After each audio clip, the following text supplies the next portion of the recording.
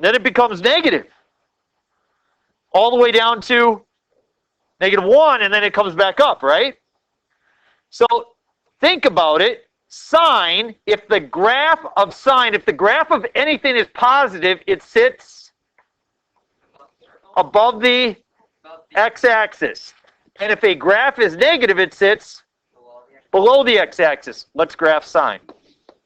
Y is equal to sine of x. I'm going to graph it from 0 out to 2 pi. Our angles will be expressed in radians. We're going to mark our angles on the x-axis. These are your theta values. And then these are the y values that come out of the function. So I'm going to mark pi, pi over 2, and 3 pi over 2. I'm going to mark those spots because those are the spots where there's the quadrant change, right? Mark the negative ones on the other side.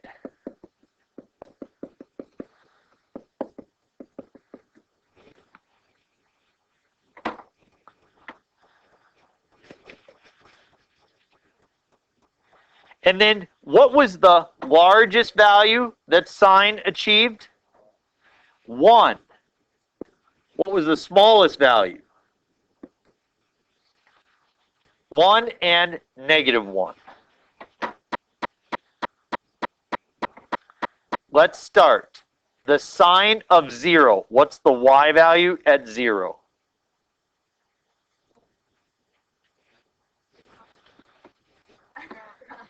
What is the y value at 0? 0. Does everybody see that? That means that the sine of 0 is 0, whereas the cosine of 0 is 1. See the difference? So the sine of 0 is 0.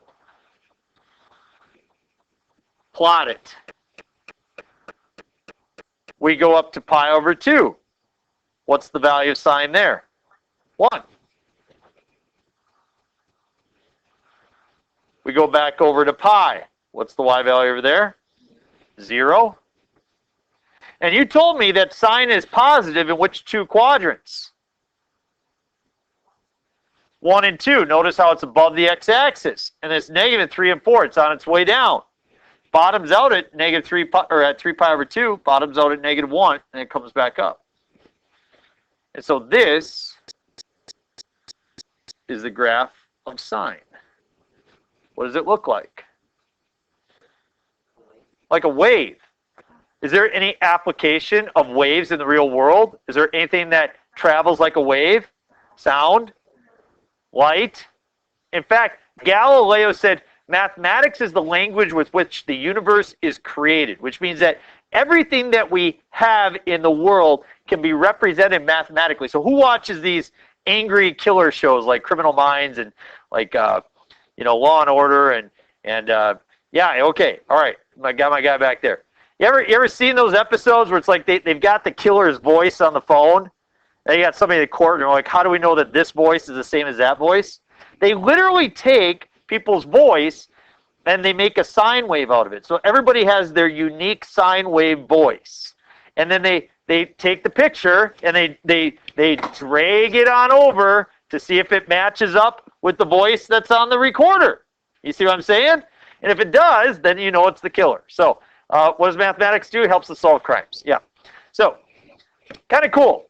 It's going to repeat in the opposite direction. It's going to carry out the same pattern.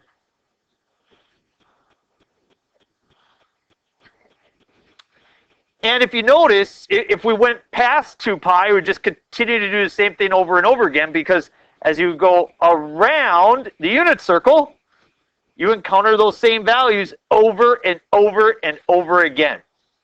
So there's some important pieces here. Number one, the interval is from -2 pi to 2 pi that we are looking at right now. The maximum value that sine achieves, we said, is 1. And the minimum value we said that sine achieves is -1. Amp. What is amp? Amp is the amplitude. As your voice increases in volume, the amplitude increases. This part. The amplitude is the distance from the middle to the top or from the middle to the bottom.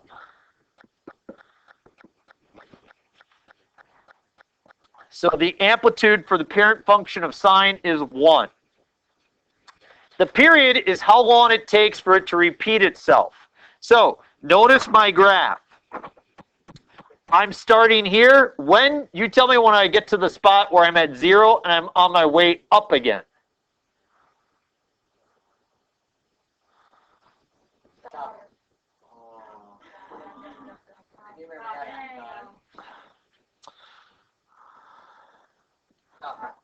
Okay.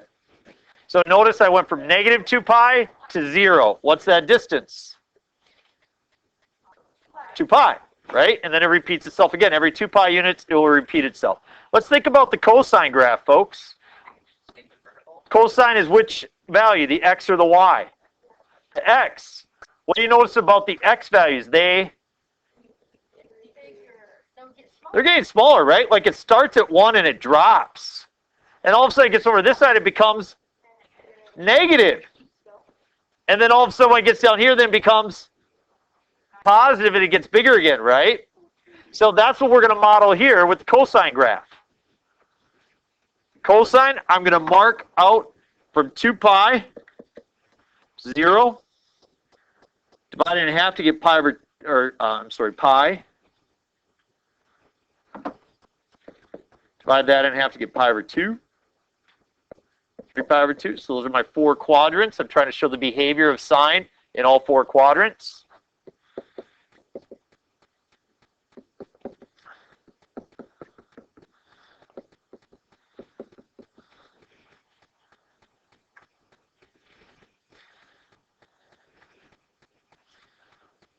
I didn't do a very good job of dividing that up, did I?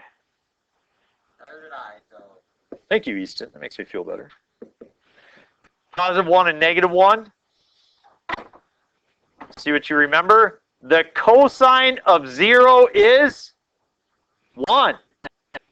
Let that sink in. The cosine of 0 is 1. Okay, because it's the x value.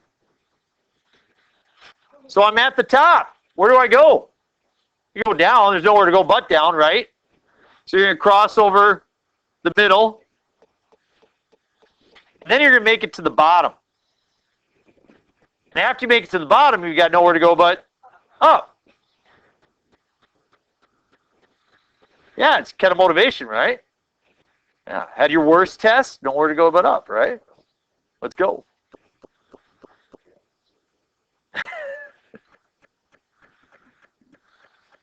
Yeah, it's good outlook. When you start the test, say, I've got a 0.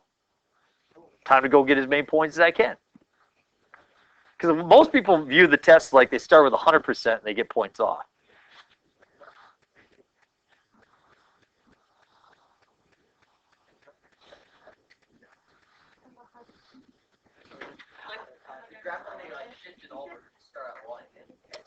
Yeah, so Easton notices something that I want everybody here to see. Are the sine and cosine graphs similar? Yeah, they're both waves, aren't they? In fact, if I take the cosine graph and bring it up here, you're gonna notice that they're the same graphs. If I just move it to the right, they're the same graphs, aren't they? There's just a horizontal shift of pi over 2, and they're the same, which is kind of cool. And that's actually a formula that we end up using later on. We just proved something. We just did a proof. Look at that. All right. The interval from negative 2 pi to 2 pi.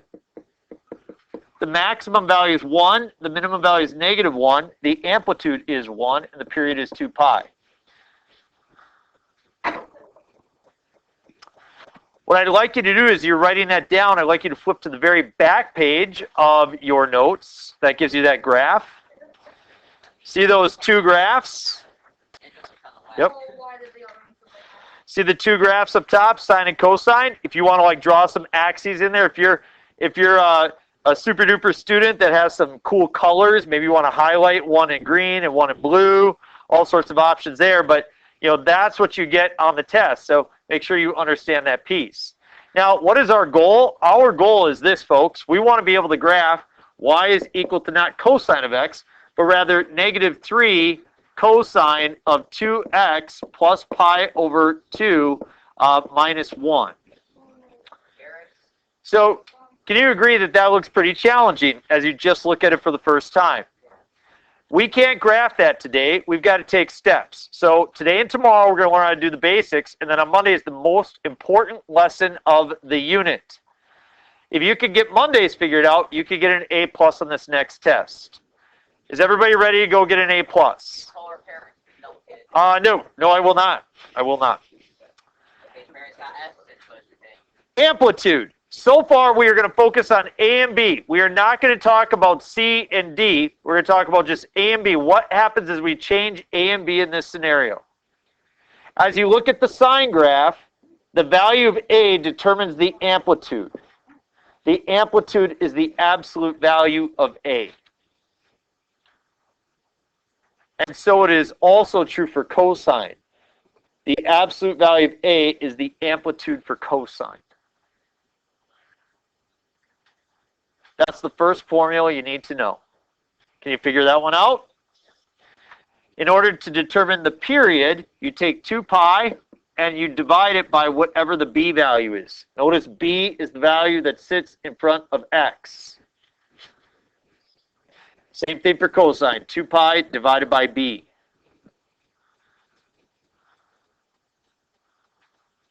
So we'll see if you can start to figure out some of these pieces. Flip it over and please look at problems 10, 11, 12, and 13.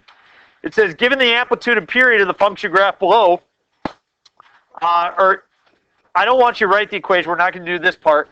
I just want you to do this. See if you can figure out the amplitude and the period for each function. And don't worry if you don't know. Make a guess. Try something.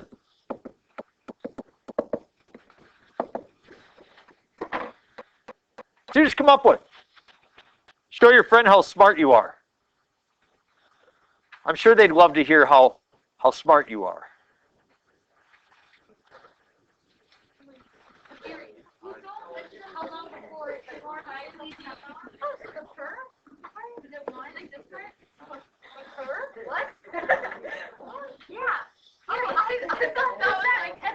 Okay, do you have amplitude is 3, 4, 2, and 5?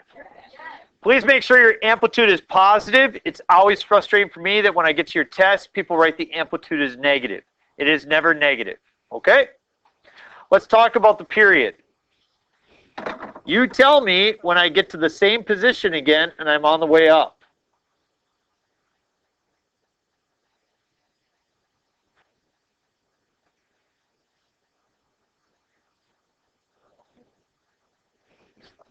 That's one cycle. I've completed one period. What's the distance I've traveled? I've traveled pi units, haven't I?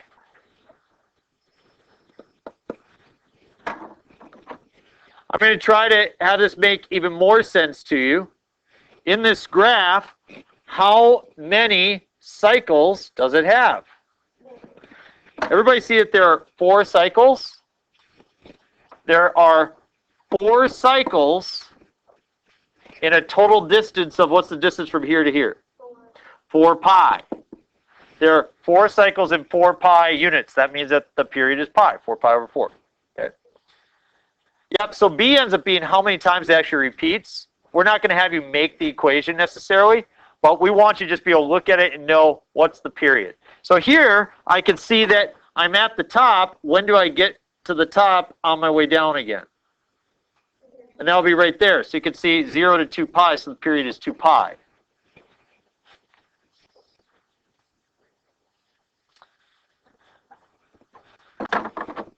Here I'm starting there, and it takes for me to get to there to complete a full cycle, so the period is 4 pi. We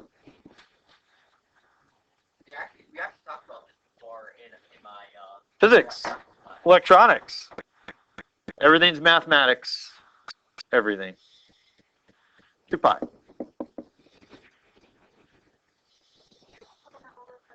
Yes. Which one? This one or this one? Any of them. Yeah, that's not part. Because my answers aren't the same. So let's just look at this example right here. Let's pick any spot on the graph, okay? For example, I'm going to pick this spot right here, okay? You tell me when I get to that spot again.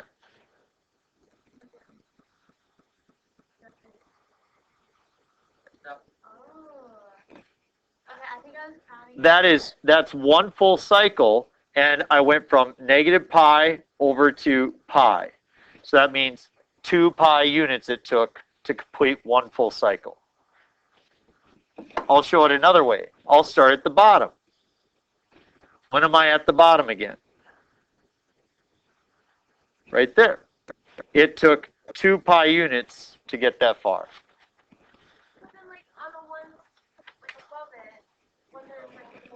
So look at the red. Look at the red. How long did it take for me to do one cycle? Pi units.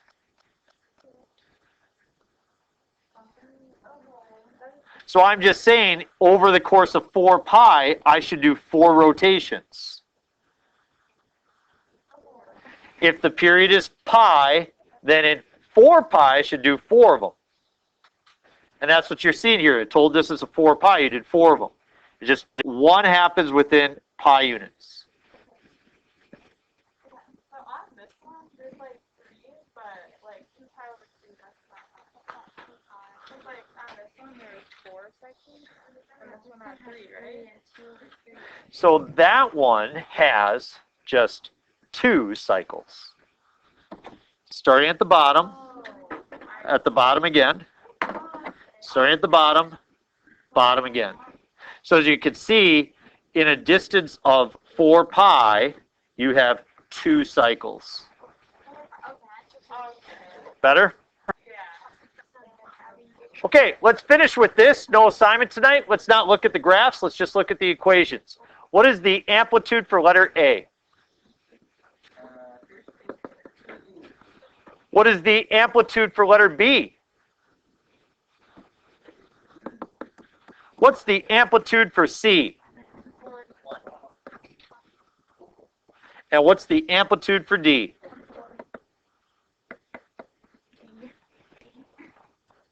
Amplitude is easy, right? Let's determine the period. To find the period, I take 2 pi and I divide it by the number in front of x.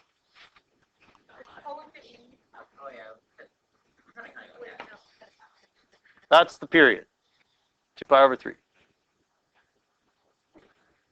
Good? The next one, I take 2 pi and I divide it by what?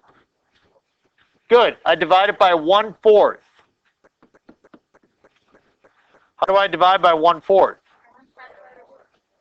Multiply by 4. Yes.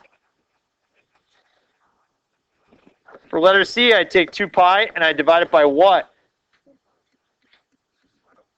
2 pi over 5. How do I do 2 pi divided by 2 pi over 5?